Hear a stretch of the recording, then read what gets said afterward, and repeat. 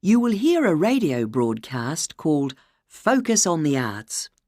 Hello, and welcome to Focus on the Arts. I'm your host, Dave Green, and this is your very own local radio programme. Every Friday evening, we put the spotlight on different arts and culture facilities and look at the shows and events that are on offer in the coming week. And today, the focus is on the National Arts Centre. Now, if you don't already know it yourself, I'm sure you've all heard of it. It's famous throughout the world as one of the major venues for classical music.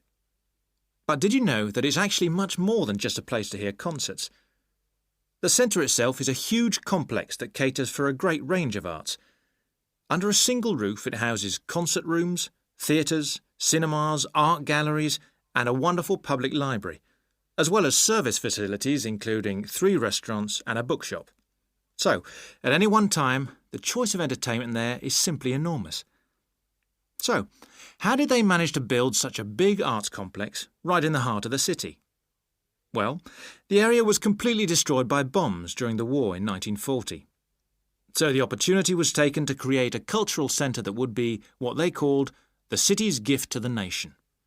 Of course, it took a while for such a big project to get started, but it was planned in the 60s, built in the 70s, and eventually opened to the public in 1983.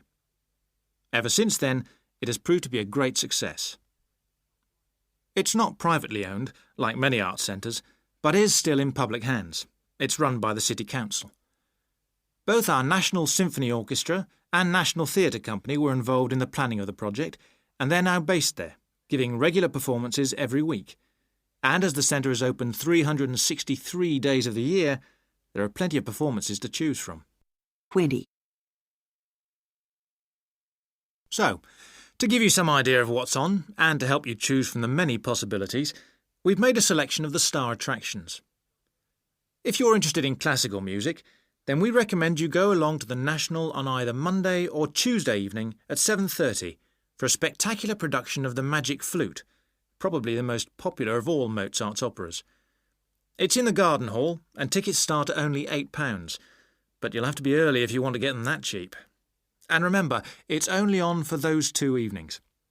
For those more interested in the cinema, you might like to see the new Canadian film, which is showing on Wednesday evening at 8 p.m. in Cinema 2, and that's called 3 Lives. It's had fantastic reviews, and tickets cost just £4.50, which is a reduction on the usual price of £5.50. So, it's really good value, especially for such a great movie. But you can see the centre's main attraction at the weekend, because on Saturday and Sunday, 11 a.m. to 10 p.m, they're showing a wonderful new exhibition that hasn't been seen anywhere else in Europe yet. It's a collection of Chinese art called Faces of China. That's in Gallery 1, and it has some really fascinating paintings and sculptures by leading artists from all over China. And the good news is that it's completely free, so don't miss it. So why not go along to the National Arts Centre next week for one or all of these great events? And you can always pick up a programme and check out all the other performances and exhibitions on offer, or coming soon, on almost every day of the year.